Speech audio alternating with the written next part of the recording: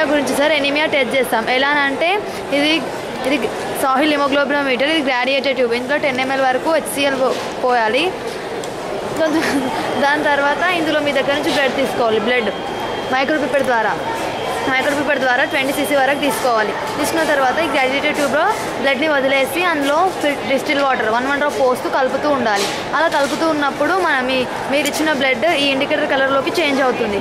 అలా చేంజ్ అయినప్పుడు ఇక్కడ రీడింగ్స్ ఉంటాయి కదా, ఇక్కడ రీడింగ్స్ దగ్గర మీ బ్లడ్ ఎంతవరకు అయితే ఆగుతుందో అది హిమోగ్లోబిన్ 14 to 18 వరకు ఉండాలి.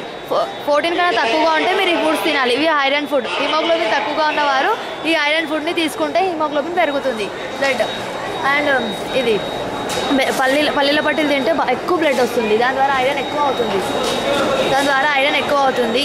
మా స్కూల్లో ఈ టెస్ట్ మా పిల్లలకు చేసాం. వాళ్ళకి తక్కువగా వచ్చింది కాబట్టి వాళ్ళందరికీ ఐరన్ ఫుడ్ తినమని సజెషన్ ఇచ్చాం. దీని ద్వారా కొంతవరకు ఎనీమియాని తగ్గించవచ్చు. ఇది మా ప్రాజెక్ట్.